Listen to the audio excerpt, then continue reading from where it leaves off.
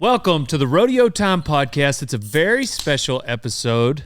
Let me crack a ranch fuel. I think I drank 3 of them during this episode. I'm so excited. We have in the house the Wolfpack. If you're watching, this picture is Wes Stevenson, Will Lowe, Tom McFarland, and Royce Ford. We've got everybody in the house except for Royce. He's from Colorado. But these 3, Wes, Will, and Tom, they're all in Texas right now, and we get to talk to them about the old days, all right? The Wolfpack is an iconic group of bareback riders that have just made history in the PRCA. And if you haven't heard of them, well, then you're a loser. But it's good that you're listening to this podcast. So listen up to how they got started and just some of the shenanigans along the way. Also, use code DALE on ranchfuel.com. And the whole month of December is buy one, get one on rodeotime.com. That also enters you in a chance to win the Can-Am. All right, now let's hear from the Wolfpack. Well, it's an honor to have you guys here. I've been so pumped for this, for having all 3 of you. If only we had Royce. It's a little longer drive for him, though, huh? Yeah, quite a big minute. You'd be leaving Colorado for a minute. Were you at the Thanksgiving rodeo school with them? Yes, sir. Yeah. Yeah. Dang. Yeah, Tommy gives them the good pump-up speeches. Sunday morning, come to Jesus meeting. Yeah. Tom's good at that one. Did you have another one this year? With myself. Come to Jesus. Tom was just a little late today. Was that kind of the way it's always been? Yeah. Wes kind of kept us all on schedule most of the time. He took care of entering us, and we got to be on the road. Come on. So we usually did pretty good, but I didn't like to show up very early. So if we were getting too early, Will always took care of that. We made sure we made sure that we weren't going to be there 2 hours early. That's not how we rodeo. That wasn't y'all's style? 45 minutes is plenty of time to be ready to ride. Yeah. So, yeah. And better, too. 2 hours is too long, huh? Oh, way too long. You sit there and think about stuff. Might as well just show up, put your stuff on, and go spur one, and you're done. And it's fun time. Yeah. And then you guys leave. Bareback riders, you ask the bronc riders to help, and then as soon as your event's over, y'all are gone, nowhere to be found. Somebody's got to support the beer stand. We'd help some bronc riders. Yeah. We'd help some bronc riders, but dang sure ain't gonna stick around for the bull riding. No bull riding. Yeah, that's a long time. Yeah, that's what. If I was a bull rider, I wouldn't show up until at least the bronc riding. At least the bronc riding. Now, honestly, we probably would have stayed around and helped out the bull riders and stuff like that. But the way I had to enter our crew to keep everybody out of trouble, I don't know if I even shared that with the guys or not. That was my mindset back then. It was we'd enter a rodeo that's like 18 hours away. That way this crew didn't have time to go to the beer stand or anything like that, so we had to jump in the rig and get out of there. Yeah. We did a lot of driving. We put a lot of miles on vehicles. But we hit a lot of rodeos, too. Mm-hmm. Everyone would always hit that Kansas run, Dodge City and Phillipsburg and Abilene. Sydney and Abilene. We'd be at Great Falls, Montana. We'd be at Dodge City, and the next day we'd be in Great Falls, Montana. Because they had a good rodeo up there, but it was so far out of the way, no one would enter it. It'd be like 15 entries in the bareback riding. Well, 4 of them would be us. We'd drive all the way up there, hit that, and then turn around and drive straight back to Kansas for Phillipsburg or something. And we did a lot of – when we were gone, we were rodeoing. We went to a lot of rodeos. We'd have, 3 or 4 days off, and then we'd be at rodeos for 8 days straight. And then, if we were going to be gone from the house, then we were going to be at rodeos most of the time. Yeah. Not a lot of downtime unless we had to, be in Washington State and not going to fly back for a day and a half or something. Right. So have fun for a couple days and then back to driving. Then the fun time, if we're up in the Northwest, that's probably our funnest times. Go to the mountains and go fishing and hiking, or go out and go fishing in the ocean, catching salmon. Salmon are running that time of year, and so we dang sure that was fun stuff. There's that golf course right off the interstate that has like a 300 or 400 foot drop on par 3, and it's like 190 yards or whatever from the box, but you barely hit a pitching wedge and it drop. You'd be over the green. It's a cool course. It's a little tiny hole in the wall golf course, but we found that when it was tiny then. It's gotten a lot nicer now. I was there a couple of years ago, and it's gotten a hell of a lot nicer. But when we first started going, there's nothing around it, and found all kinds of cool spots though.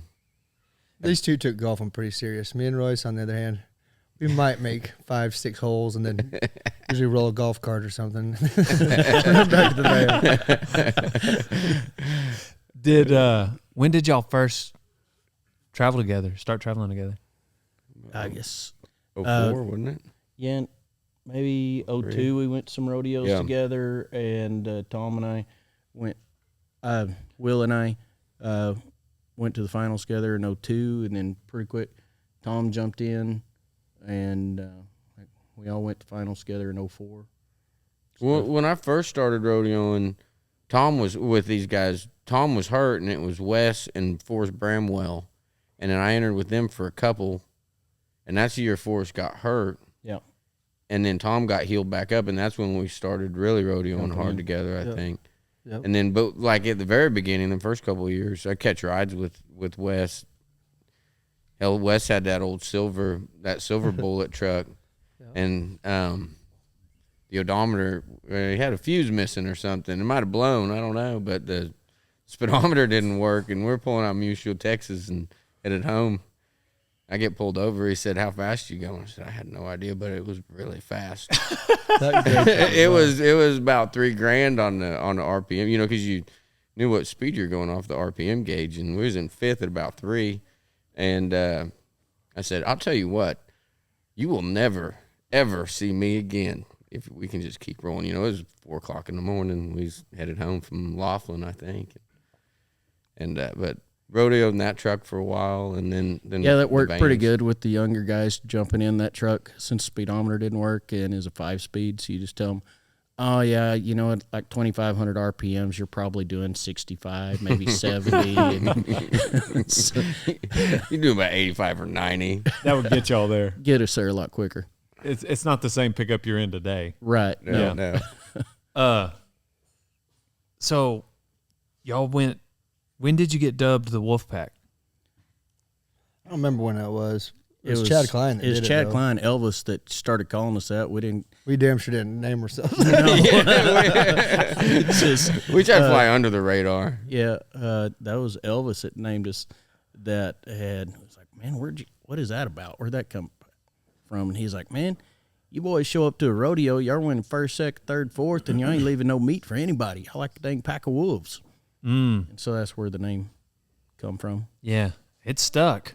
Yeah, it stuck, and they tried to copy it a few times, but never quite as original as Chad Klein's intuition, I guess. He nailed it. We usually called ourselves more the Starving Coyotes than the Wolfpack. A lot of that was self-inflicted. What year was it that I've only ever heard the story, but they took your money away for Houston?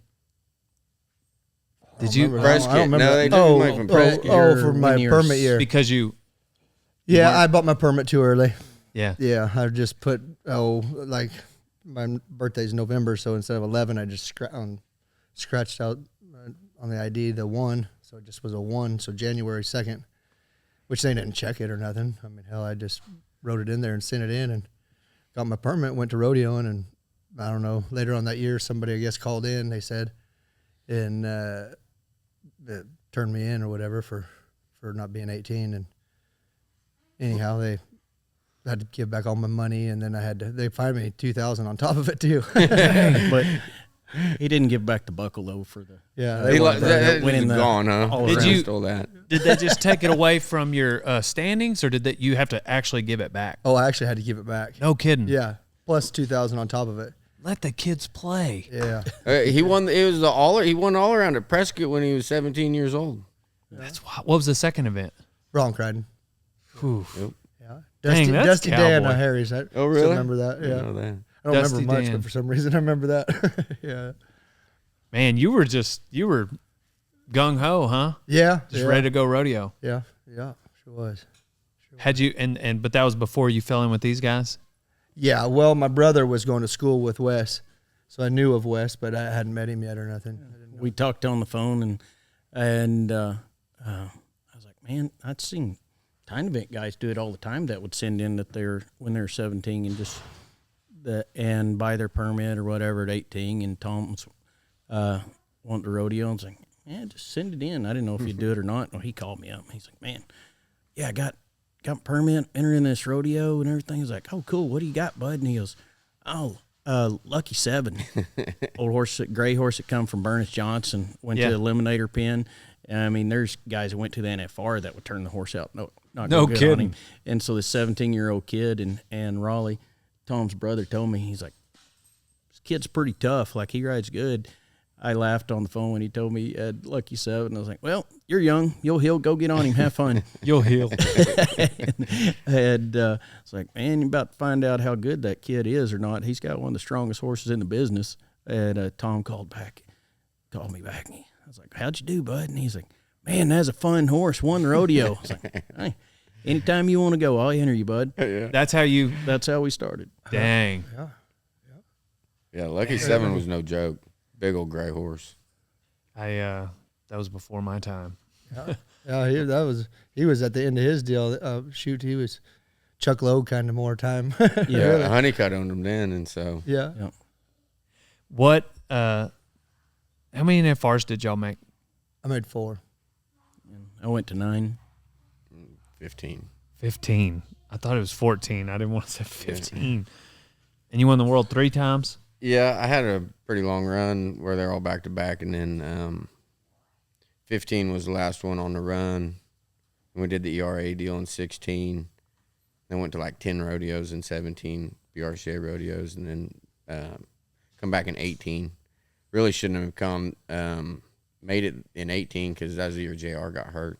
But I was 16th, so I got in that year, and then I come close a couple times last couple years.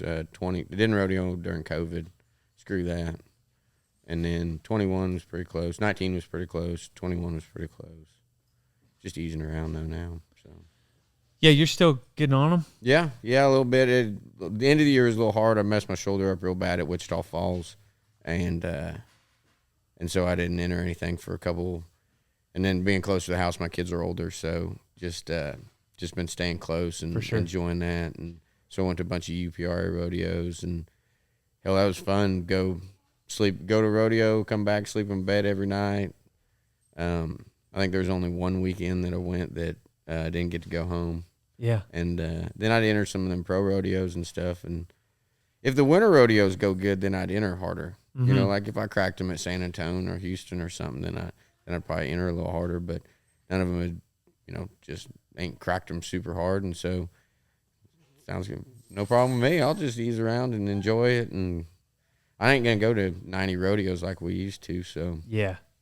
So we'll see how the shoulder feels. And I'll probably enter Denver, though. Pardon me for asking, but because we're talking about bareback riding, how old are you? I'm about 42. Yeah. 42 in December. Do you guys, do you ever, do you just think back to Bruce being 45? And did he make the NFR at 45? Yeah, 46 he made the NFR. God. Yeah, Bruce was 46 the last time he made the NFR. Wasn't Clint 41? Clint was 42 the last 42, time he went. and he won the average that year, too. Clint won the Good average heavens. that year. That was really cool. I was there that year. Clint won the average in 02. Yeah. I think that was 02. 01 or 02. I don't remember. I'm pretty sure I was at the finals. I know both of us were there that year. 03 would have been last year then because I made it with Clint one year. Okay, yep. Then it was 03. Yeah, no, but it wasn't that year. He didn't win it that year, so it must have been 02 that he won. Yeah, it must be. No, because Cody Jesse won it in 02. I know that. Can y'all he won the check average. This? It was in 01. Jamie, pull that up. The last year Clint win was 01, and he won the average, so I didn't go to the finals with him. Oh, you did in 03 though. Oh yeah, and then he took a picture with us. He didn't win the average in 03? Well, no, I'm pretty sure Cody Jesse did. That's awesome. Man. That's too long ago, man. That's 22 years ago now. That's a long time ago. That's a long time to remember exactly who won all that. Yeah. That's cool. It was awesome rodeoing with Clint Corey, though, and Chuck Lowe, man, that guy was awesome to rodeo with, and Pete and Jeter, and there's a bunch of them that have been Oh a man, I blast forgot to, about that. to get Forgot after about with. Jeter. Yeah. Man, you guys were just. I got so many thoughts and memories, and you guys were. The first time I'm sure you remember, but we were in Pendleton. We came home from Pendleton, and I was there in the bull riding, and we left there, and me, you, and Matt Bright and Sam Spreadborough were in Matt Bright's camper. Yeah. And we had all missed out on the short go, and y'all saw me coming a mile away because you had to pull around and pick me up at the gift shop. I think I was already probably wearing the Pendleton T-shirt I just bought. Had the keychain. Still got it. It's on my car keys. And we jump in. Matt's driving first, of course, because it's his rig. And Sam starts drinking. And then about 11 o'clock, you jump in the camper to go to sleep. And so about midnight, Matt's like, all right, well, who's driving? Sam's like, well, I'm drunk. And last thing I'm going to do is crawl in the back and wake him up to start. So I got stuck with the graveyard shift. The graveyard was the worst. And I drove till about 6 a.m. And then you woke up, and I was so tired. And you started driving. Well, then you started telling some stories, and I was like, well, I can't go to sleep now. And I ended up staying awake the whole drive home. And then, anyways, that night, apparently, because I was in delirium, I told my girlfriend in the middle of my sleep and slumber that I loved her, and I did not recall. So anyhow, whatever, long story short. But I remember that drive, and I also remember whenever we dropped you off in Canyon, I was like, man, for some reason I owed you for gas. And I was like, hey, I owe you for some of the fuel or something. You were like, you said, don't worry, man, it'll all work out. It'll come out in the wash. Oh, yeah. Yeah. And so anyhow, when you leave here today, I've got that fuel money. That for 20 you. bucks. It was a lot cheaper back then. Yeah, back then it was lucky. cheaper. I sent that Charge you today's UPS, you didn't get it. Yeah, exactly. You didn't get it. But we heck, going the same way, we did that a bunch with guys jumping in, especially when we were in the van and there's all four of us. Heck, we'd be headed to the same rodeo and somebody jump in and like, well, we'll buy a tank. No, you can just drive. It's fine. We're going anyways. You just drive this son of a gun, and we'll let you pass on the gas this time. maybe that's what it was. You felt bad for him. Yeah, you had to drive the whole deal. Yeah, that's a Clint. That Clint Corey taught me that trick though. Was we caught? Well, I don't. You guys weren't with me. This was my rookie year, but I was in that white truck of mine, and Clint needed to ride over to some rodeo, and he jumped in. First gas station leaving town. He says, hey, pull over real quick. And he jumps out and grabs him a 6-pack and goes to, it's his beer. I'm not going to, and I'm driving anyways. And so by the time it's come around for him to drive, well, I can't drive, man. I've already had half of this 6-pack. So yeah, that's a good trick. Well, it didn't really cross our mind or mine at least, because Sam's, Australian. And I just that's just what they do. It's just drink a lot of beer. Then I was like, oh, these sly dogs, they got me, Yeah, Sam knows the tricks, too. He's fun. And then, for some reason, my dad just always used Wes as an example of bareback riding. And I try to tell these guys, but one thing he said. Is that related to like when you're being dumb comment too? Don't do this. I don't know. He just made a comment. He made a comment about Wes's intensity when it came to riding bears, and he said, "You just." At the time, he told me, he's like, "You got to go to a place where your own mother doesn't recognize you." And anyhow, so that was my connection with Wes, but that's essentially one of the things I wanted to talk to you guys about, that is basically what you guys think it takes and where you got to go in the chute. Honestly, we were all a little different about it. Yeah. We had the same mentality. Our group, we loved the fight, that dog in the fight.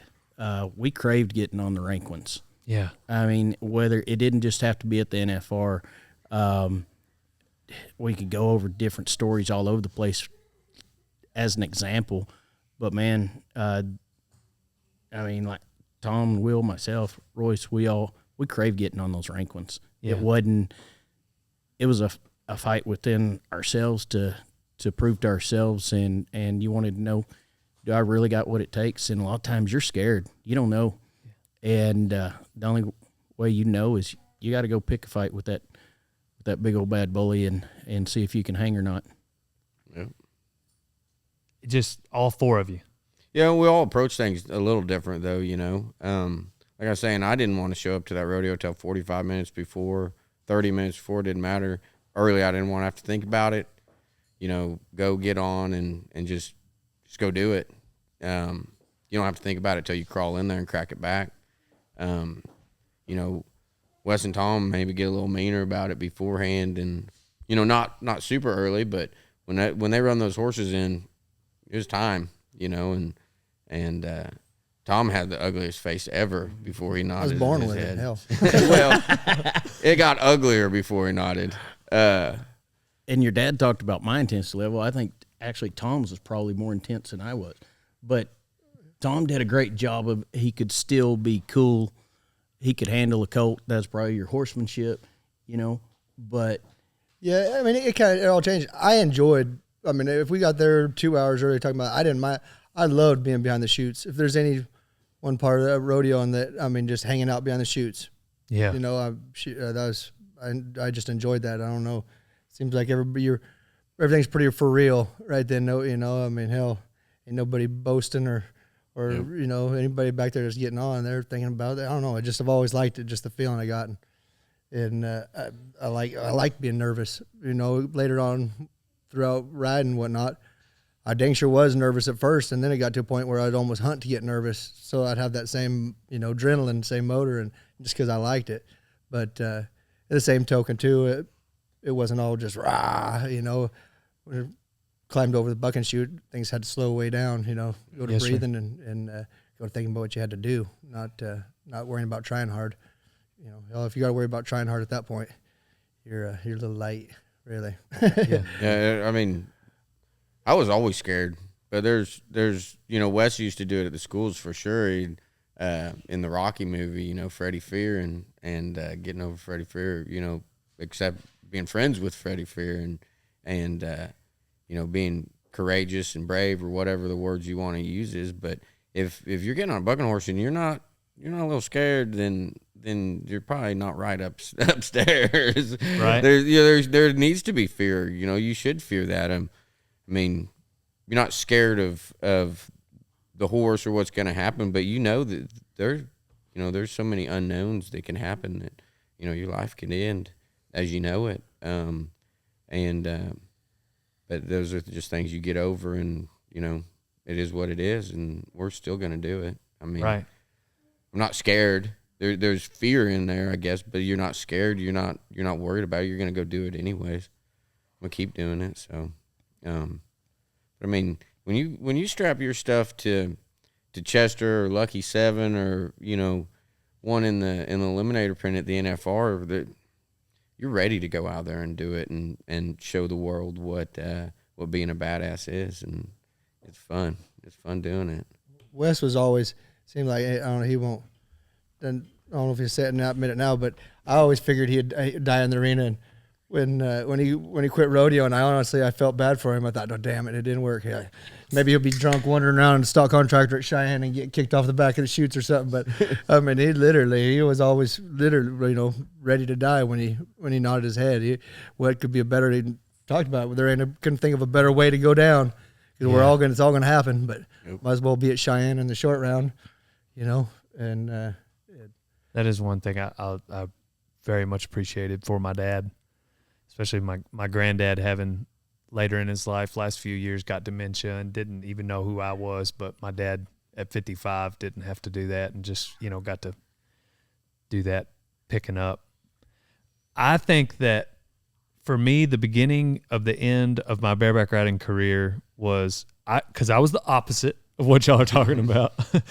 And these guys have heard me tell this story, but I went to Longview and I got on Shady Lady of Sammy Andrews, And I was like, man, I'm a bareback rider. Like I was 76 on this horse, and I'm like good. You know, I'm gonna. And so the next year I entered, and I think it was a Friday. So I was like, I'm gonna enter Friday again, draw Shady Lady, and do better. Well, I drew Cool Water. And Yes, sir. We all three been on that. All four of us been on that one. and that was Jacobs, an awesome one. Jacobs slapped him out for me. And I got back to the chutes, and he's like, I thought you were going to die. And I said, me too. And I got on maybe a dozen horses after that. But I didn't ride broncs as well as y'all rode bears by any means. But I felt closer to what you're describing in the bronc riding. Like I would strap a saddle to anything and enjoy the challenge of it. I'm not saying I would ride it like you guys would, but I didn't feel that in the bears. I was I was so scared of either hanging up or blowing out the back. Cool Water, you bring him up. That was one of my favorite horses. That Really? was That's what I'm saying. he was strong though, but I mean, I won a lot of money on that horse. But you know, that was one of those horses where there wasn't one jump where you're like, oh, I got this son of a gun. Every time you set your feet, and you don't. It's like Moulin Rouge. Yeah. You didn't know if you were going to be able to get them back to that same spot again and be sitting in the middle of them next jump, but you were there at that time, so you got to go again. And he makes you spur. I mean, it's just every jump was a fight. But I had him at Austin one year. We won first through fourth at Austin that year. You had Roly Poly. I don't remember what Tom had. I had Cool Water, and Royce had that black horse. Zinger. That was when she was really awesome. And Royce won first. Wes won second. I think I won third or fourth, and Tom and I split third, whatever it was. But I had Cool Water, and I heard that buzzer ring, and so I didn't set my feet hard again. You know, heard it ring. Oh, we're done.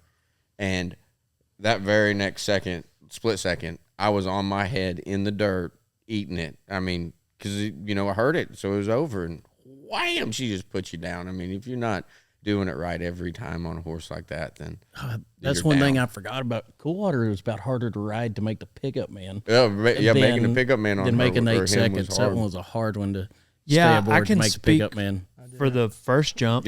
I didn't a lot most of the times. I probably got on that horse. I never heard the whistle 8 times, though. But I never heard it. I can speak for the first jump. I don't really know much.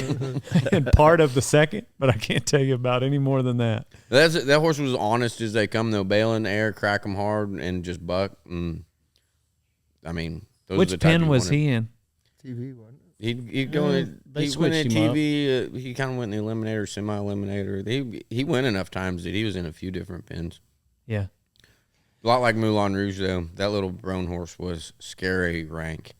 You never knew if you were going to be setting over the next jump, but it was awesome to draw her. Well, speaking of scary rank, what about, was it Austin where you blew out the back on Killer Bee? No, that was Casey that blew out at Austin, or got bucked off at Austin. Mine was at San Angelo.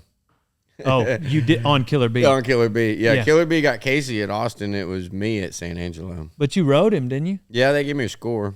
I don't know. It was close. One of them guys told me that one of the judges marked me really low because they knew I'd get on the next one if I had a chance that I would have got on again. And there's like a 4-man or something. Yeah, there's a 4-man. There was a long round and then a 4-man right after it. Oh, he was like trying to save you. So he marked. I don't know. You know, I was kind of out of it, and but they marked me, and but one of the judges was real hard on me, and supposedly the guy told me that he said that he didn't want me to get on the next one, so he made sure I wasn't going to get enough points to get on the next one because it messed me up. And I don't even know. I mean, I was out for 3 months because of my head. It was a bad concussion. And I don't even know if I can vouch for you because a judge that was there told me he did that. I won't say the name on here, but he told me. Oh, I would have got on too. He told me. Yeah, he's right. Too. Oh, he was completely right. I would have dang sure got on again. How would it have gone? I don't know. At the time, you know, you got so much adrenaline still going. But I know the first one I got on probably 2 or 3 months later, it was fine going across there. But when I set up and double grabbed, that arena was spinning around me. And really? It was just little, Huntsville, little hopper of Terrell's, and just jumped kick across there. It felt good. And I reached up and double grabbed, and things started spinning real bad.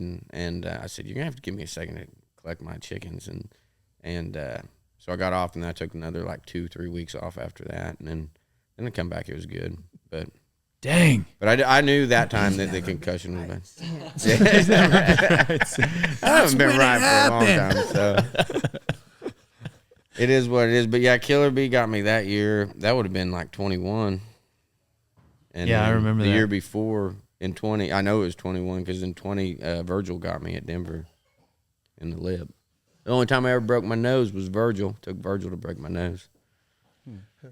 There was a few times it looked like Tom and I maybe died, but that was one of the first times I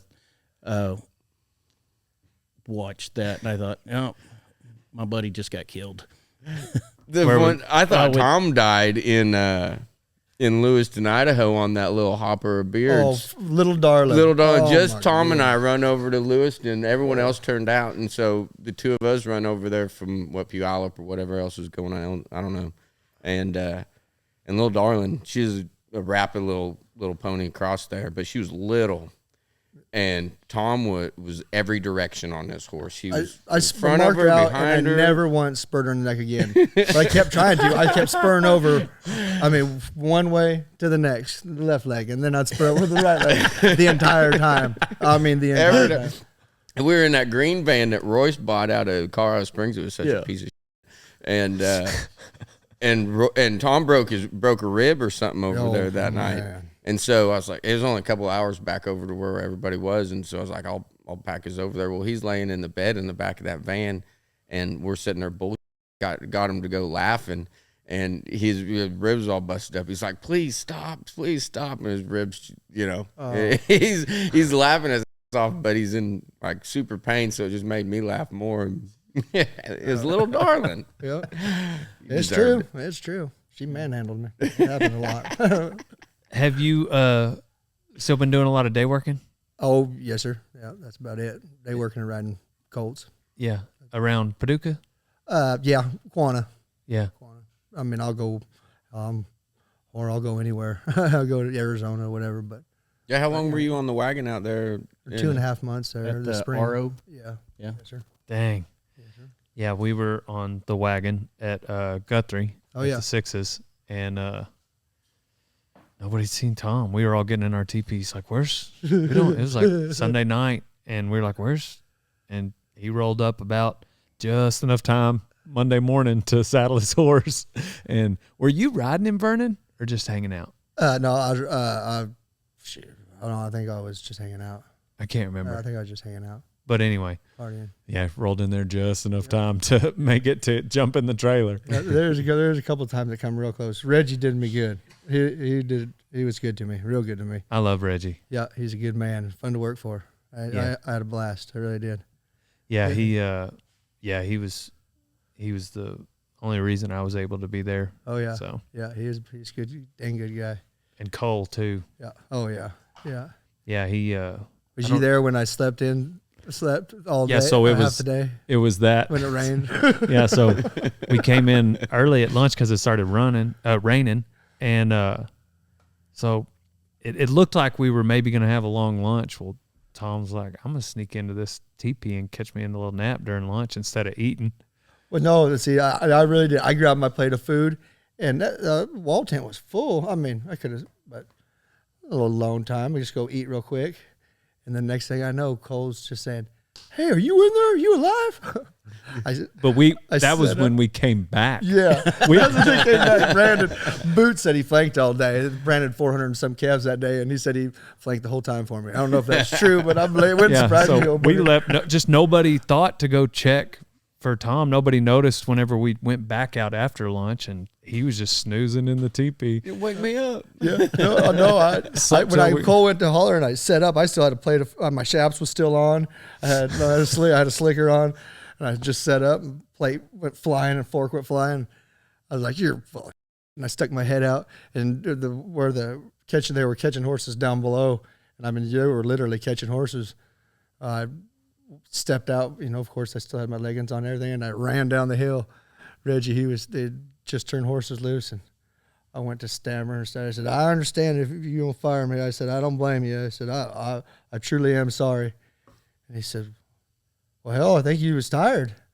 And it was Monday, and anyhow, it had been a long weekend. It was that same day they just rolled in there that morning. Yeah.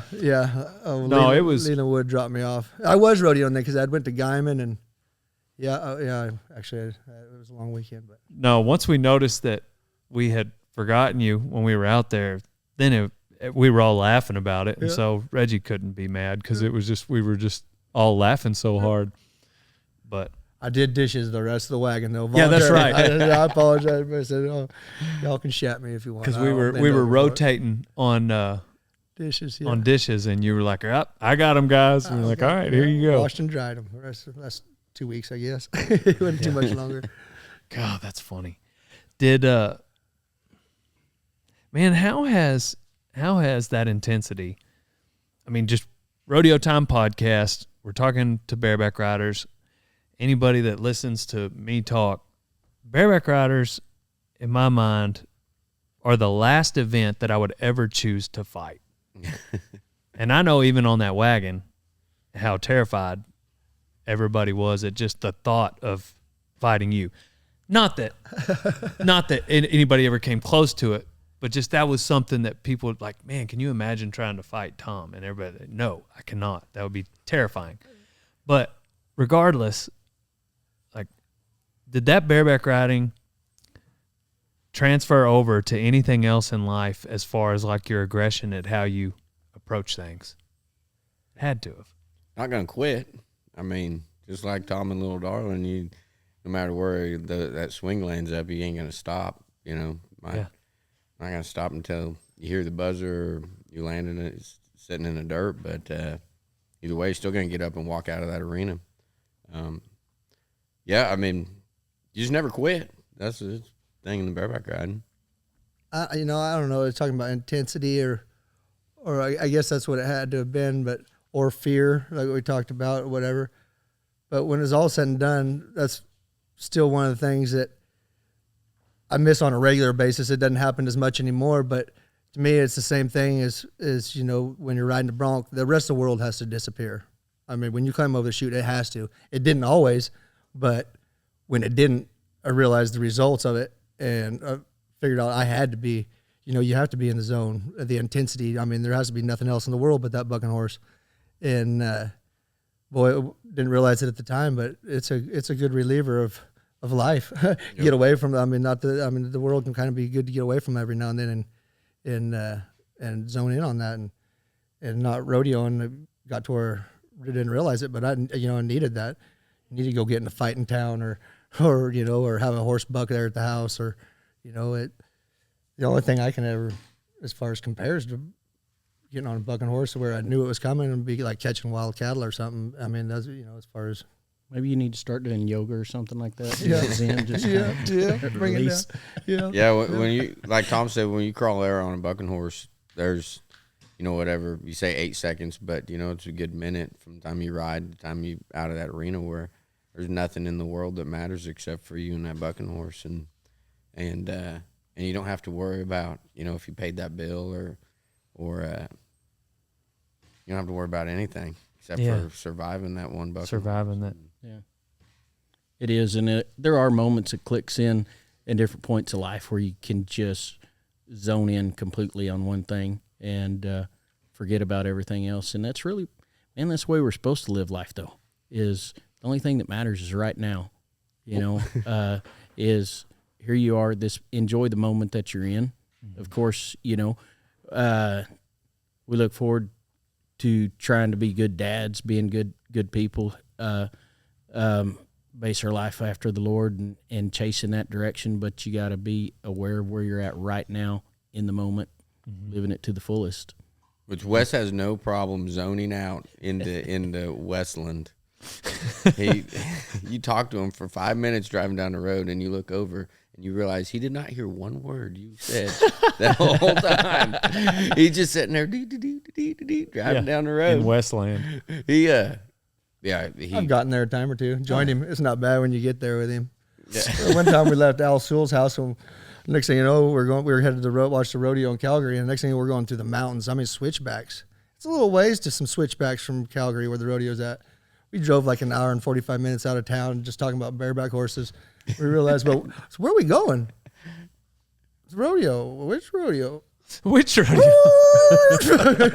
We got talking about We weren't up that day, but we weren't going up. But we were going that to watch the intensity perf. level, even just talking about it, when you're at that, just talking That's about the it. truth. That's what and we were getting talking into about it. was eliminators. And I saw this zone when we did the rodeo school this weekend, Thanksgiving rodeo school, and talking to the kids. And I saw it in my buddy's eyes when they were talking to these kids.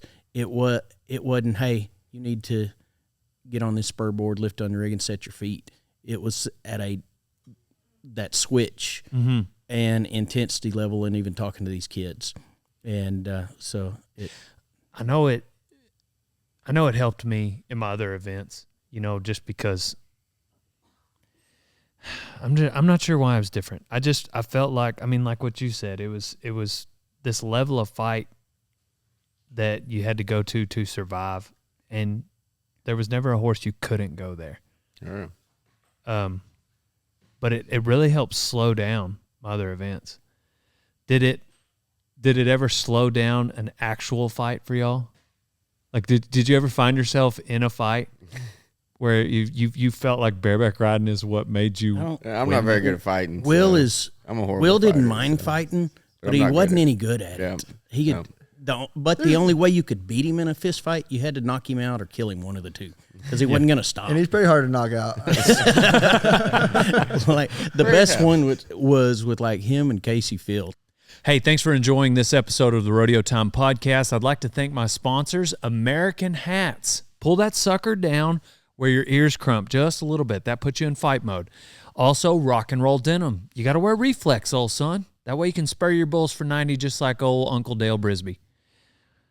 Can-Am side-by-sides, that's what we feed in. Total Feeds is what's in the back of those Can-Ams. Mountain Ops supplements, that's where we get a little extra protein. Last but not least, Ranch Fuel. Use code Dale on ranchfuel.com. Let's get back to the Wolfpack.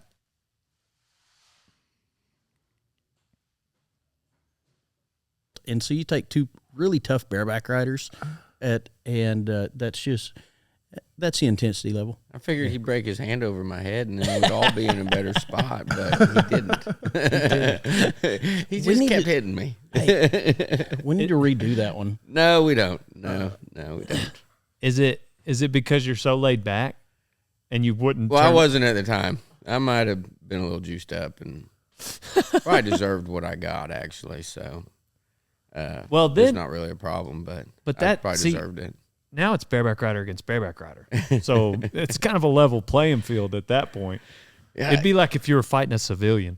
But that was so funny, though. The next morning, we got to go have a meeting. We're at Vegas, and we got to go have pictures and all that stuff. And y'all got to fight in Vegas. Oh, yeah, right before the NFR. That's what I was saying. I figured he'd break his hand over my head, and then every bareback rider would owe me like half of one of the rounds they won because you knew Casey was going to win a ton. I'm doing this for y'all. This is for you guys. So, they get into a scuffle, and so Tilden and I, we're all staying at the MGM. We're staying at the MGM, and so Tilden and I schemed it and everything. Like, hey, we're riding together. Our buddies don't know this yet, so Tilden and I go down there. We get the truck. We're waiting on them. I call Will. Yeah, I'm down here with the truck. Come on. Tilden does the same thing to Casey, and Tilden and I jump in the back of the truck, so they both just jump in, and they see the other one like, all right. They instantly just started laughing about it, shook hands, and we went up there to go do the pictures. Of course, you know how the rodeo town and gossip and everything. All the team ropers, they thought, heard about all the bareback riders got in this huge fight like right before this. They're waiting to see how this is going to turn out. And they're so disappointed when they seen all the bareback riders getting out of the vehicle together and walking down it and laughing about it all. That's hilarious. That was just a good time.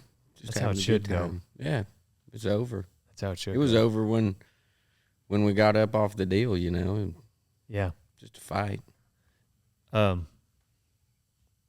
do you guys think of bareback riding? Wes and I were talking about it on the phone. My dad, when he passed, he was getting his PhD at A&M, and his thesis was on what was the cause of the decline in bareback riding.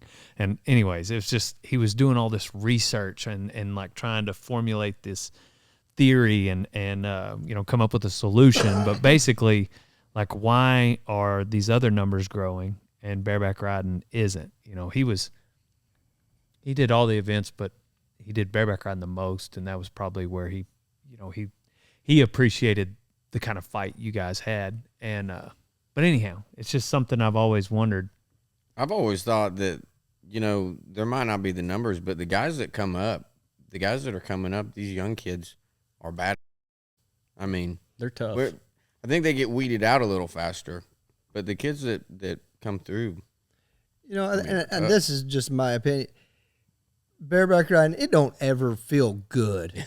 You know what I mean? Not like they say, "Oh, it's a rocking chair." Well, I mean, might have felt more like a rocking chair than, say, that other horse, but and so they're not that in the other events that people don't think they're going to get better, but it doesn't hurt that dang much to not win in the team roping. You know what I mean? You don't do good for 6 months in the bareback riding. You might go ahead and just do something else instead of rodeoing all year before you realize, say another event, go ahead, you might give her a shot for a couple years, but after 6 months of bareback riding, a lot of guys are like, the hoppers hurt. Yeah, I mean, hurts. a lot of times you get off on a hopper and your back's still beat up. Like, I don't wear a vest, but I mean, they're still hitting you. There's still flank straps there. There's still a lot going on, and Yeah. Especially for the guys that aren't winning, because I mean, the better you ride, the less it hurts. I mean, that's the reason we do the things we do. Obviously, spur the way we do, it takes the power away from the horse, and I mean, you beat the horse to the ground. Well, the guys who usually get bucked off didn't beat the horse to the ground, so the 2 jumps before, not only did they get bucked off, but then they got snatched on for 2 jumps before that. So, That's a good point. And I might get ridiculed for this, but it is what it is. In the society that we live in today, dads aren't raising their sons to be men. Yeah. And not saying they got to ride bucking horses bareback to be a man, but y'all know as well as I do, there's a lot of men need to step up in this world and be dads, and young men realize that there is fear, and you got to overcome that. And even if you step into fatherhood yourself, there's times there things are scary, whether you got to pay the bills or you got to defend your wife and your children and things like that. We're meant to step up in that household and be men and take care of families, and you don't see that as much in society now. I don't think anybody listening to this podcast is going to ridicule you for saying that. Kids need their whooped is what he's saying. Yeah. Whoop that boy. And check with the PRCA, because right now in 2024, there may be more bareback riders than like 2014, 10 years ago. It seems like with the internet and information spreading, I know there's more bronc riders. Oh, there's a top pile of bronc riders. Golly, Well, more there's a bronc lot of riders. opportunity in the bareback riding. You bear down and, give it your all and get after it and keep trying to improve. I mean, no matter what spot of rodeo you're at, world champion or still AMI rodeo, and the world champion still learn something every day and get better and better and better. And that, I think that's the mentality that we always had too, is we were never complacent on where we're at. You know, no matter if you're on top of the world or not, we still wanted to be better. Yeah. And there's a lot of opportunity out there for bareback riders if they're willing to put in the sacrifice. There's a lot of sacrifice for rodeo, though. I mean, you're gone 4 or 5 months out of the year. You're not around the house. You're not seeing your friends. You're not going to that, your buddy's birthday party, skipping their weddings. You miss a lot when you're rodeoing full time, and it's a sacrifice. But if you want it, there's a lot of opportunity out there. There's a lot of big rodeos. When I come back after the ERA deal rodeo, and I looked through the book, and I was like, holy crap, there's rodeos I'd never even heard of that had 10,000 added, 15,000 added.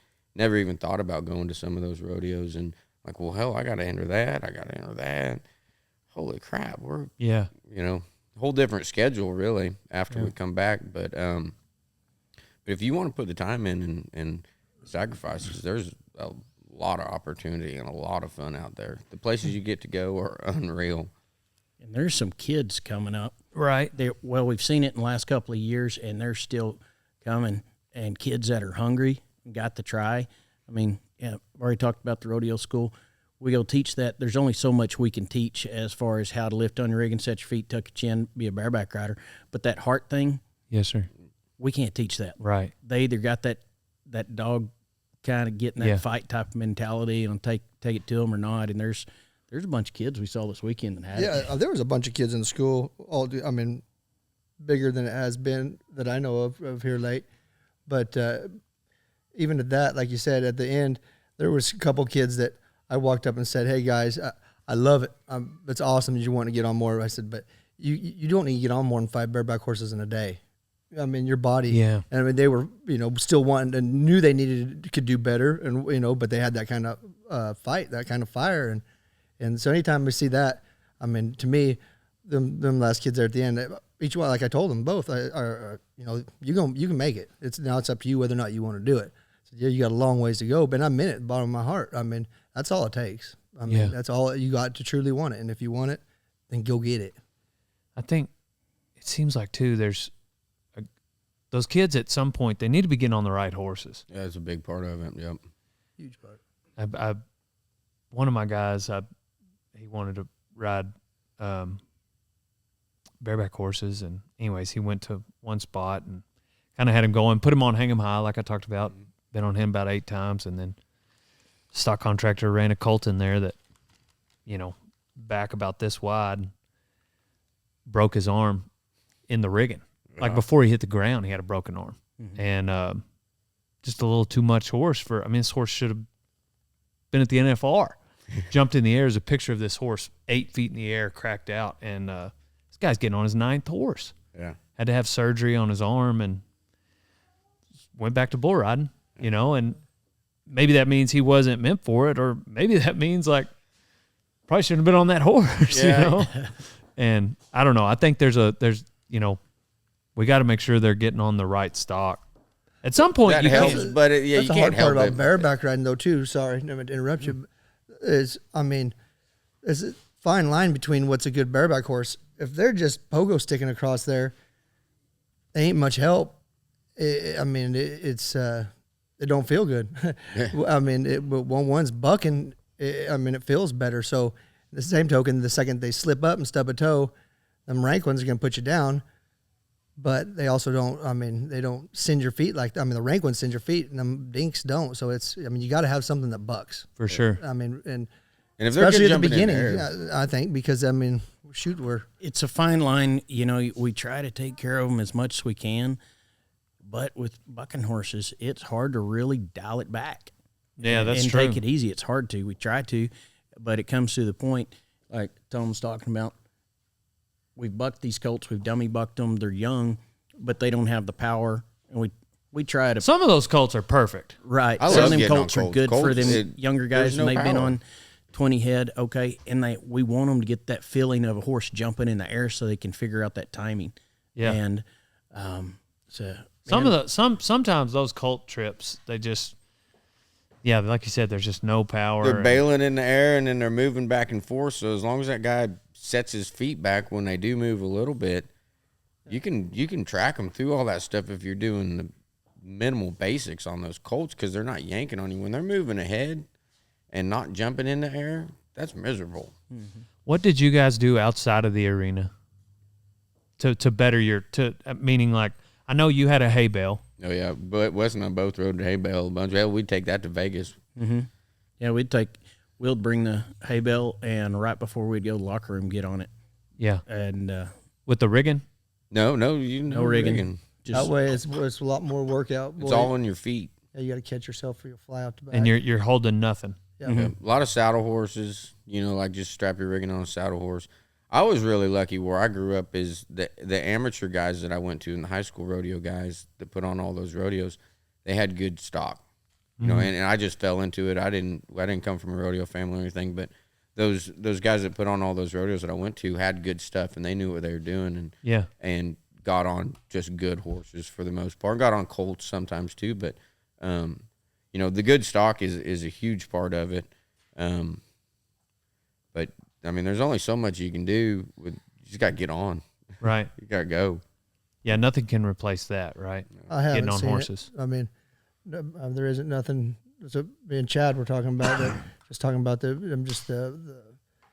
difference between those bucking steers and the horses. I mean, even some of them big giant steers were. It's just the intensity of them horses. It just doesn't even. It's great for the younger kids, whatever, just to get in and out of the chute and just nodding your head, getting over that stuff. But boy, that step to getting on a bucking horse, it's a big difference. Yeah, some of those first kids, we put them on big roping steers or big old. Some of them were 8 weights or 9 weights. They're about 8 weights. But it helps them to get some of that blackout stage gone a little bit at least, and they always think they need to go out there and like try to spur them and stuff, and just stay on the son of a bitch.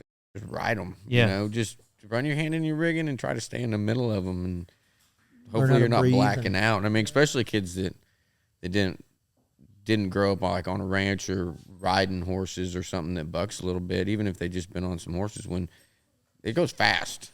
Yeah. I mean, especially in bareback riding is the fastest event there is. You bet. I mean, it's hauling butt, and so if you can slow that down, it makes a huge difference. What do y'all think? What about the ponies? Not the minis. I don't like the minis. I rode ponies. I started getting on ponies when I was probably 7 or 8 years old, till you had to move to big horses when I was 14. Broke my arm on the first big horse I got on. But he yanked me up over the front and snapped the smaller bone in my arm, and I laid back and gave him the business, and buzzer rang, got off, won the rodeo, got off on the picket man. I was walking back to the chutes. My arm started hurting more and more and more. I got back to the trailer. My brother was back there. We were getting ready to rope. And I'm like, man, my arm hurts bad, Alex. He's, oh, you're all right. Here's a rope. Swing this rope around a little bit. So I swung the rope a little bit. And I said, no, something's wrong. Went and told my mom, and was like, hey, something's wrong with my arm. I think I broke my arm. She's like, okay, well, we're going to sit here and watch your sister. So I sat there in the stands and watched my sister for another hour and a half, 2 hours till she's done. Then we went to the hospital, I had a broken arm. Couldn't do none of the high school rodeos. But the ponies I got on were like hack ponies. I don't know if you ever seen that hitch that they'd bring in at a bunch of the shows with the black ponies. They bring in like Clydesdales, and then they bring in a hitch of quarter horses, and I've always called them hack ponies, but they're not Shetlands. They're just little horses. I mean, and they're fast. That's the thing. But I wasn't up there trying to rip them out of them. I'd ride them like a steer almost. Yeah. Just be up there in the flats, have a noodle rigging, no binds.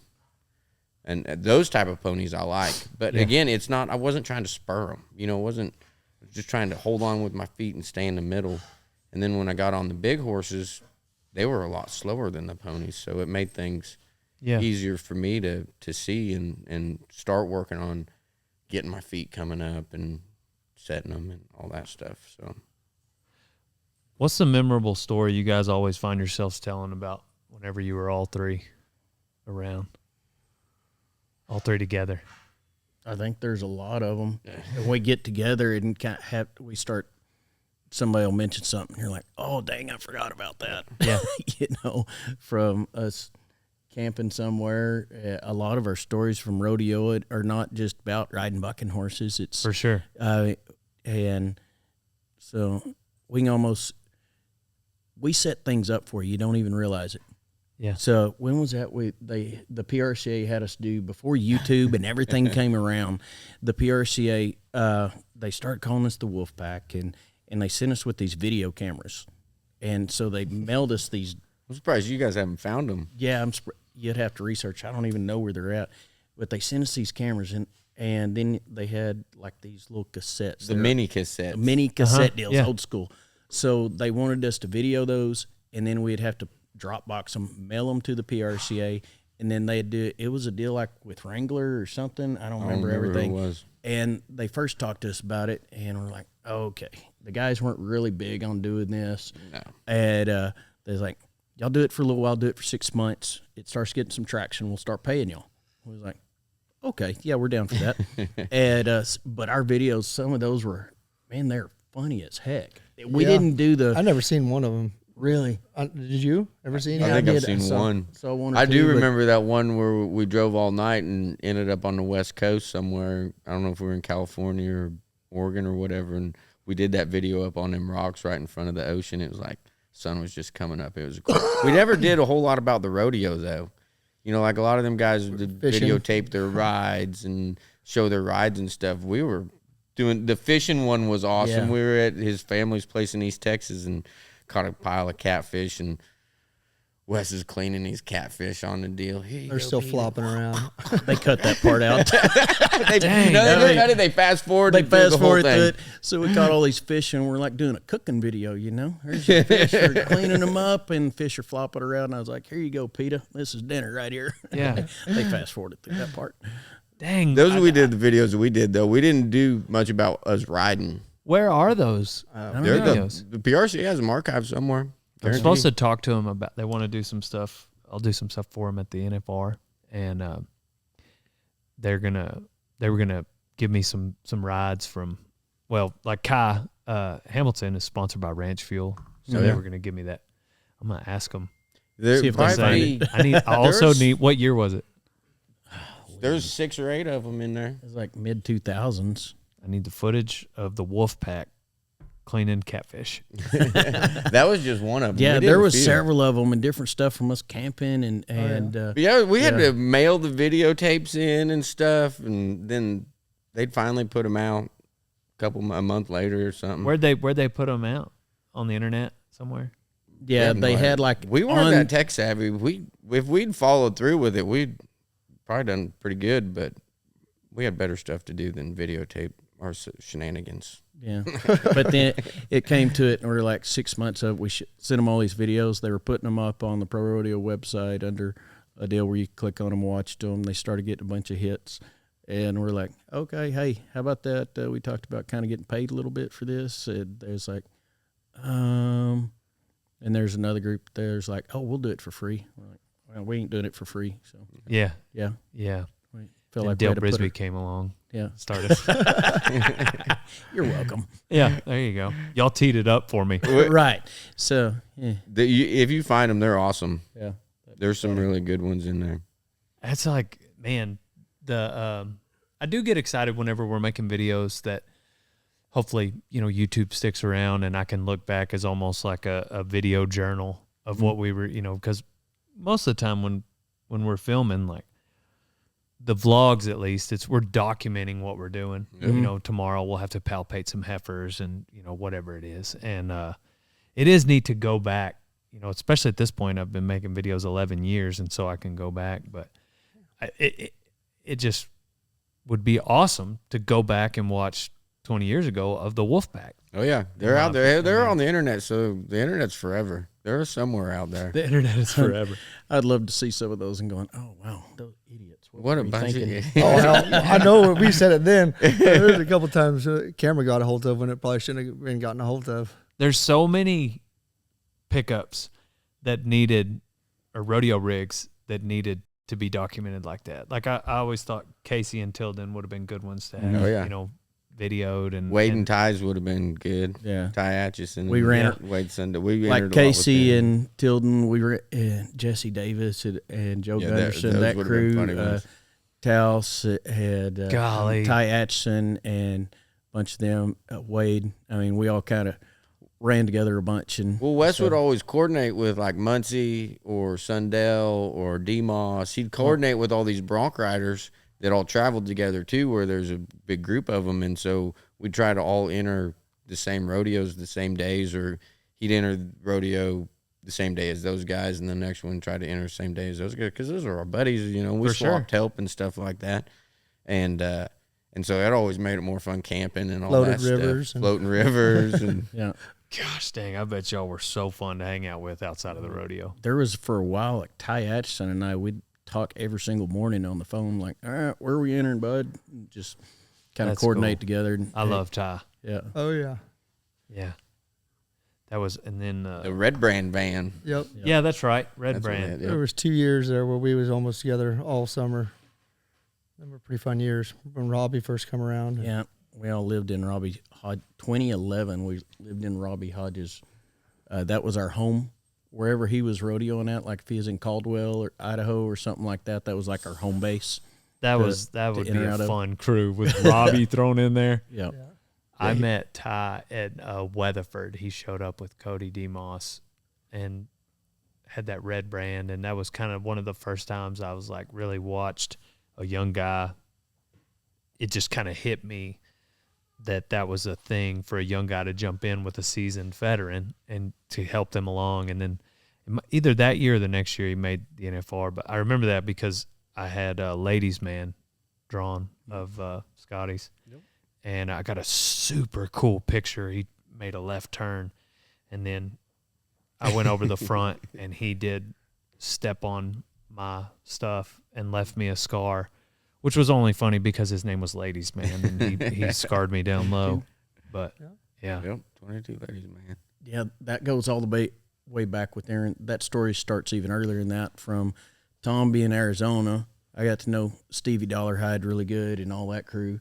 And then Taos, right when he started, we kind of would enter those California rodeos along with Stevie Dollarhide and then go back to Arizona in between.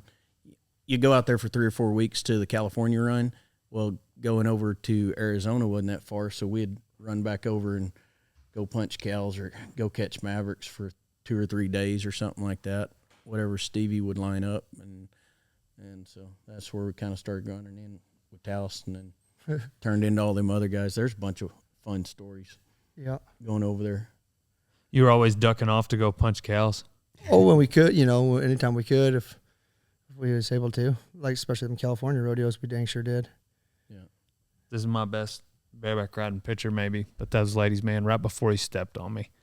Nice. It's one of the only ones I have where a toe is turned out, but I got flipped over the front right after. It was pink night. I was there with Clint Cannon.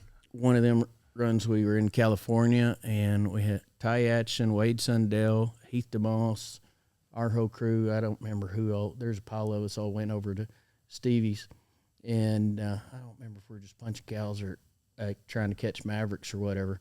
But we what state? Arizona. The year that he got on bull?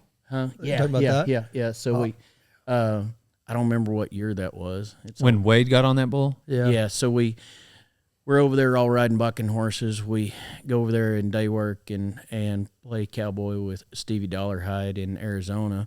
And there's snot-nosed kids, heard a bunch of bareback riders, bronc riders there. They want to come get on at Stevie's and hang out with us. We're like, okay. Hell yeah. And we're done working. Well, next thing we know, there were some mavericks that just showed up close to the pins. Well, we had gathered that one that he got on, but yeah. There was some more that that just stuck their head up. They heard all this commotion. There's some mavericks showed up, and a bad thing to do around a bunch. We're like, ooh, mine.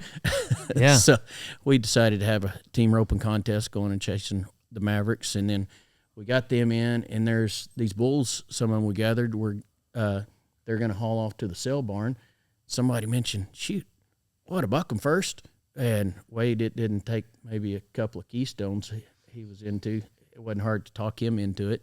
Probably no vest, no helmet. Oh, no. And Bull rope was, I just pulled a piggin string off my leggings, rope and he just and- tied 2 piggin strings together. And I He was got on with piggin strings. Yeah, Yeah. my spur, he used I had some big old rouse spurs. Let me see your spurs. And so I'm already out there, was picking up, and this big, one of the first one he got on was a black mule. He turned back, kind of bucked, Turned back both ways. and Wade just spanked the heck out of him. His cowboy spur went flying up in there. This Maverick bull just turned back like and that? this bull turned back both ways. It was funny is that we went to go work that morning. I mean, we just made a little drive. It wasn't like we was necessarily after Mavericks, but Stevie said there's a black Brangus bull. He said, this son of a bitch, if you get a shot at him, even if everything's handling good, get a rope on him. He said, because he'll sneak away right at the end. We've had him a couple times, and it sits right there on the Big Sandy there, just south of Kingman. Anyhow, dang sure some rough country, and there's a thicket for sure. But anyhow, he says, if you get a shot at him, rope him. And, well, we got a big old wad of cows, and he stayed amongst right in the middle of them, and we got him gathered. And we was done by 10 o'clock, 11 o'clock in the morning.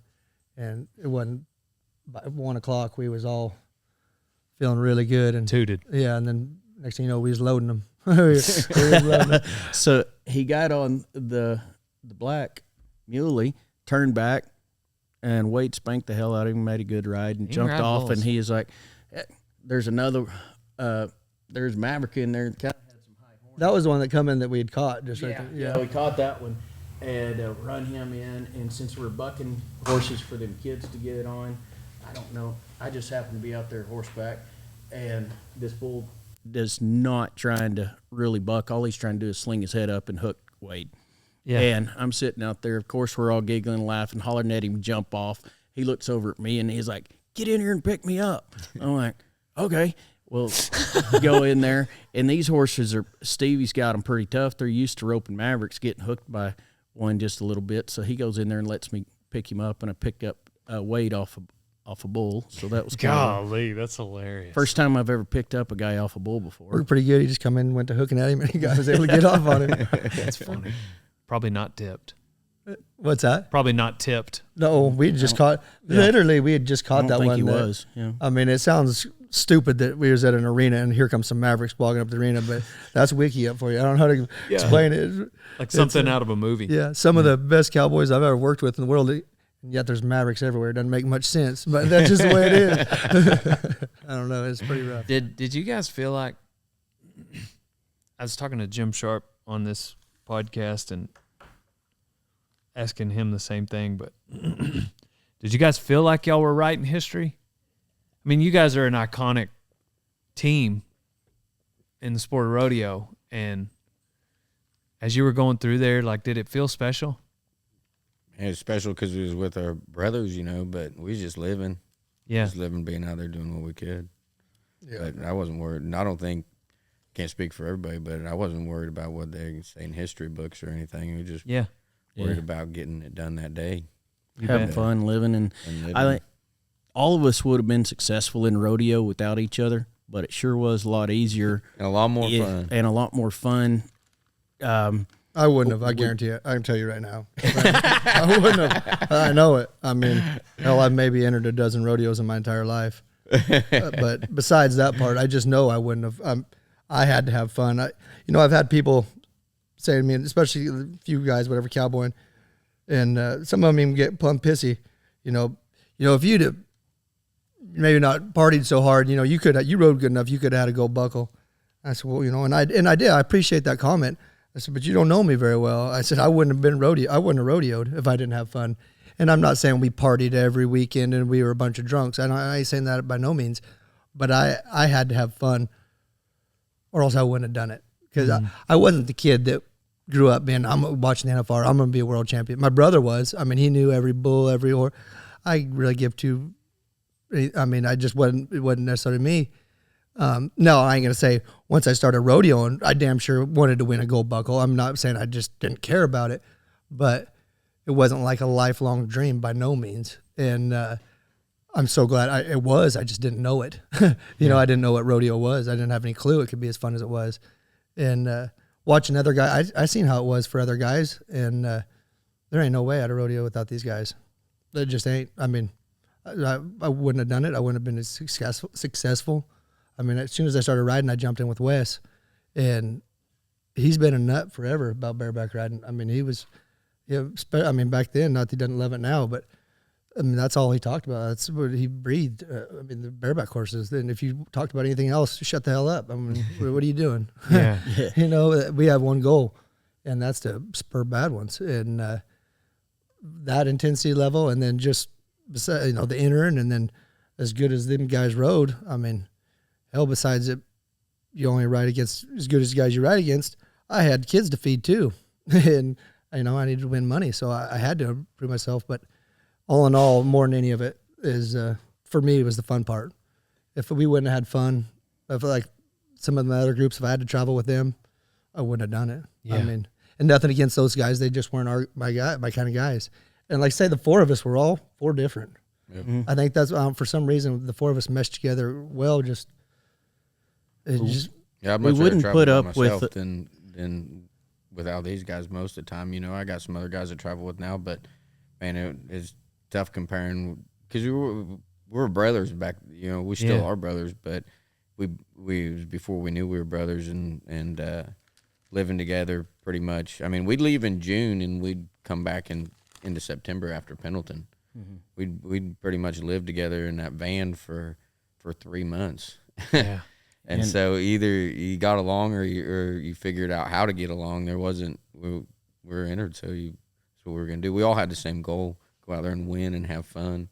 And and kick some ass. It was easy to around that group to stay positive and have fun. Yeah. Because any of us started getting a negative attitude, you'd get shunned pretty quick. Yeah. And it would even get to the point if we had to pull over the van and have a fist fight and get it out of our system and then jump back in and laugh about it and rock on down the road, but we wouldn't put up with a negative attitude. Yeah, when we left the back of the buck and shoots, we could talk about it, bitch about the judging, but when we come a point where we finally said it, I mean, when we leave the back of the buck and shoots, we only talked about whoever won, and thank God, I mean, we was always usually the one in the rodeo we left that somebody didn't make a good ride, whether or not winning. Who, I mean, that didn't really matter, but just something positive to feed off of. There was almost every single rodeo we went to, one of these guys spurred the hell out of them, and I fed off of it. I mean, I'm a simple man, and I ain't real smart, and I figured out right away that, I mean, I'm not gonna name names, but you see people that ride outstanding. I felt rode way better than me. I'm talking about even in different events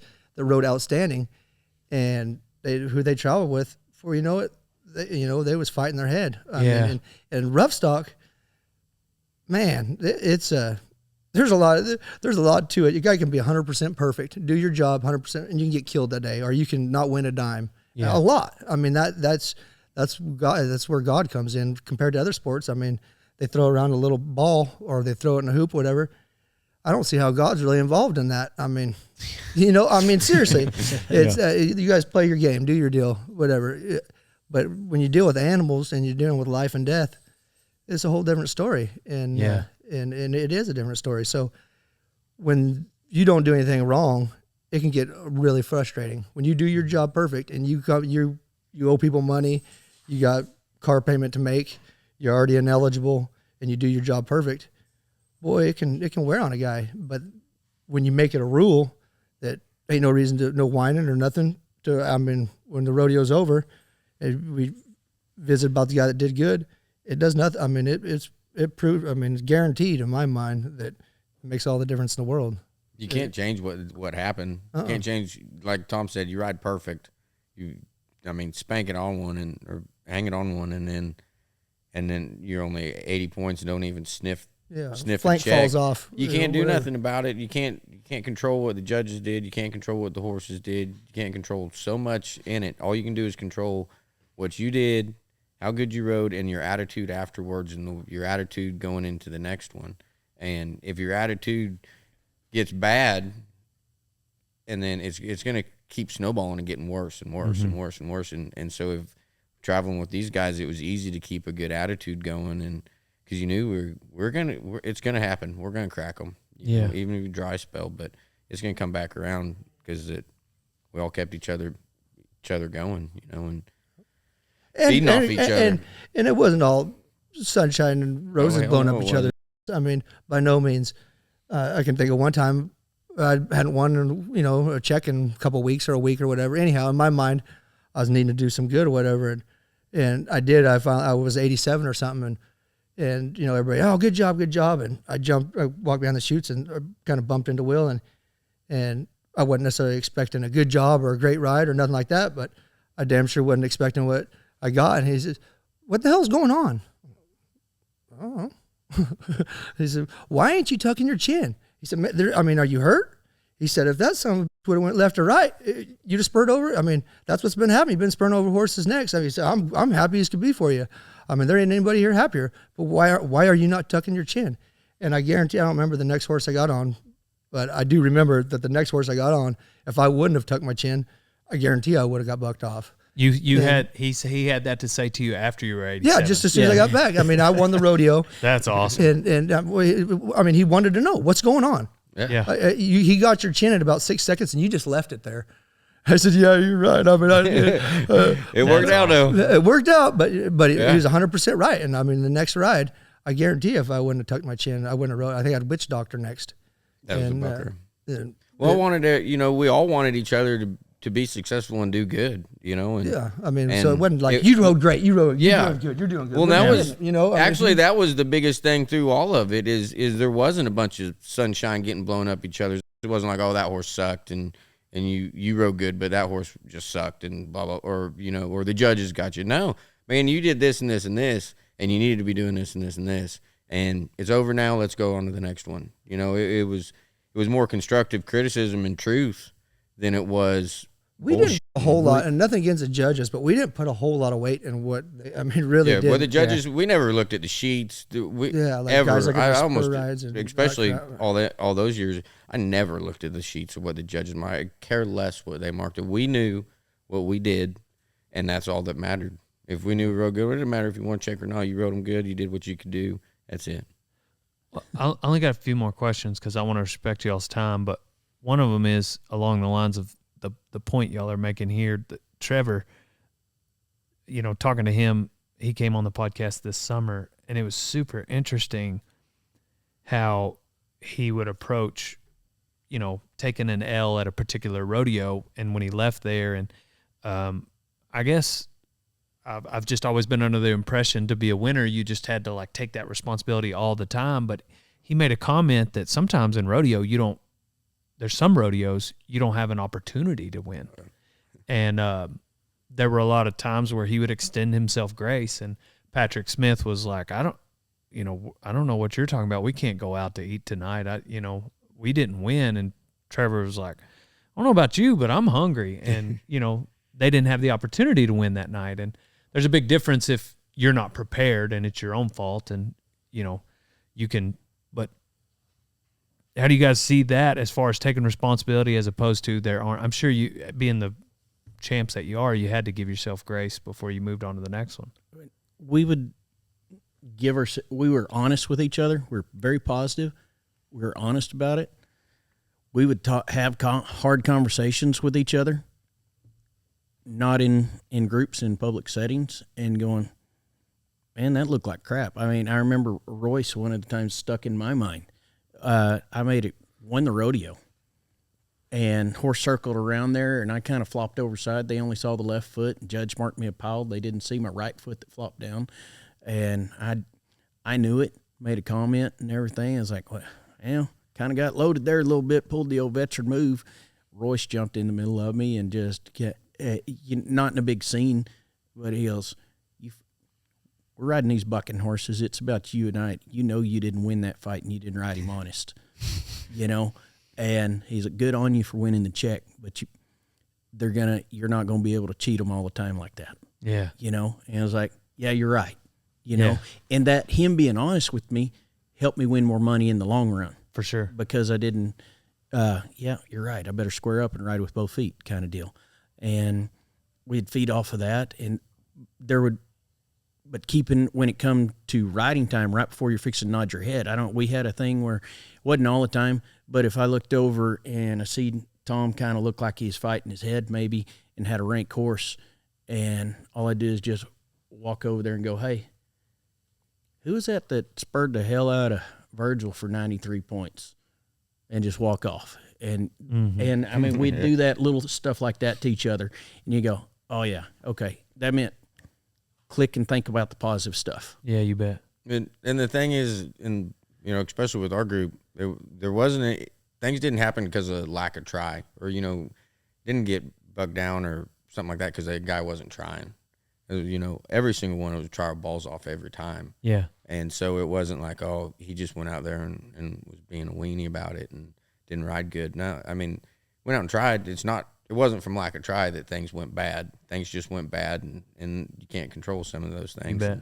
And so, I mean, you can give yourself a lot more grace when you know that you tried your hardest, even if it didn't happen how you wanted it to. I still went out there and tried my hardest and did what I thought I could, you know, did everything I could to win, and it just didn't happen. And we're on the next one. We'll get them in the next one. But there was never from lack of try in my mind. Which world title was the hardest to win? Oh, I mean, that first one, I won all 3 tour finales, so I had a pretty huge lead going into the finals, and then didn't have the greatest finals, but I had a big enough lead. Then in 2004, I had real bad finals. I was leading it going in that year too, and had a bad finals and ended up second or third or fourth or something. And then next year I was pissed. I wanted to win. I wanted it back. So 2005, come in and had really good year and good finals. And then 07, I won the average that year. 07 was, I mean, winning the average at the finals is pretty, that's a long 10 days. And so that was a pretty special one in 06. But 06, 07, I won the average. So, I mean, I always wanted to be, you know, win a gold buckle, but at the same time, I just want to ride bucking horses. Yeah. It's a huge bonus, but just go out there, you know, we don't want to win every time, but if you win every time, you don't got to worry how it's going to fall, you know? Just go win. Are you sick and tired of them playing Low Rider? No, that's my song, man. Okay. I love that jam. I love hearing it. War all day long. I love hearing it. I just didn't know if you felt the same way. They about don't play it as much anymore. Some of them Yeah. do, but no, that's a hell of a good song. Get down to that. Yeah. Kind of like in Gone in 60 Seconds. That's your moment? Okay. Okay. Oh, yeah, hearing it. Yeah. No, I love that song. That's a good one. That You guys have things that you learn from each other that you feel yourself coming back to even today? It's like just maybe I can just remember just certain guys, you know, spending time around them, and it's just like lessons I learned in life that just impacted me. I feel like you guys probably that's a hard, maybe too specific of a question, but you guys spent so much time together. Oh yeah, I mean, for sure. Wes, he's probably the toughest human being. I'm not gonna say he's the smartest. That might have something to do with it, but he's a retarded genius. I've said it for years. He's really, you know, he's really tough and is always appreciated. Not always appreciated life. I don't know that, but when I've been around him, he's always really appreciated his life and what he's got. And there's been a lot of times throughout that I've looked at and thought, you know, hell, I'm making a living with my legs around a horse and got a cup of coffee in my hand in the morning. Life's pretty good. And you know, might barely be able to move, might be a sore son of a buck, but life's good. And Wes, he's thinks our early morning kind of guy. And I don't remember where it was at or nothing, but we was somewhere. We was driving. Anyhow, he comes walking out of the gas station. And I mean, his steps were about this far from me. Just each step was about like that. And I mean, and he got a kink like his back. I was around Loughlin time, like his back was bothering him, and so his hip was like this. And I mean, he's walking back toward, and he's whistling just. And I mean, he's looking this way, but his head's going this way, and his steps are. And I mean, he didn't know anybody was watching, and he was happy as a lark, and that stuck with me a lot because there's a lot of mornings I wake up, I'm sore, and. Dang near every morning I wake up early and sore, and I have to laugh about Wes just to whistling away and happy as could be. Heck, he had him a cup of coffee, and he might have been a little cranky before he got the coffee, but he got him a hot cup of coffee, and he was ready to put him a dip in and rodeo. That's awesome. Yeah. We usually wrap up with life advice. So like just kind of any one-liner or something that you guys have always come back to. Bareback riding or maybe just cowboying, whatever. But if you can think of any life advice. No. Man, the other day at a school, though, it really, really hit what I think means a lot in life. Kid asked, you know, when you're getting ready to get on a fucking son of a gun and, you know, you're doubting yourself or you don't know what's going on. I said, what do you do? I said, you pray. I mean, that's all you can do is pray. Wes has been a real good example about, you know, keeping the Lord vibrant in your life, and that's a big deal right there. Keeping the Lord right there. Yeah. Mm-hmm. Believe it. So. Yeah. And my only thing would be is your partners. It makes a big difference. You die with who you ride with. I mean, you're the company you keep. You know, they're only as good as them, or whether it's riding or just the kind of person you want to be. If you hold yourself to a higher standard, if you hang out with people that are doing stuff right or higher, you know, or I do, or, you know, and I recommend that for any kid. That's one of the most, I mean, like I say, get good traveling partners, because I never would have done it by myself. Yeah. There's world champions that have won a world by themselves, but I couldn't even rodeo. Dang. Makes a huge difference having your brothers with you. Yep. What about you, Wes? Man, I can't help but think about like old man advice, like my granddad and stuff, and all. You know, everybody's got those. Hopefully, you had that mentor in your life, and like that don't always make sense. You got to figure out for yourself. Like, one of his favorite ones he always told me when I was a kid: "The cows will come home."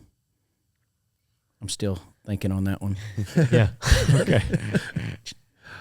Might mean a lot of different things. Retarded genius, I told you. Oh shoot, man! It's an honor to have you guys. I know it's inconvenient, but man, I just huge fan and always respected everything you guys did, and my dad did too. And man, he'd be so excited that to have y'all, that to know that like all you guys are in the same room at my house, and yeah, it means a lot that you guys stopped in and did this, and hopefully, you know, all the listeners, you know, are as excited about it as I am. So, Well, thanks for having us. Yeah, buddy. Thanks for having us. thank This you has been a guys, and blast. thank you guys for what you've done for rodeo and just keeping the sport alive. Thanks, So, Migo. we're on to Thank the you. next one. Thank you, everybody, for listening, and look out for these guys on the trail. Pow, pow, Yes, and sir. on to the next one.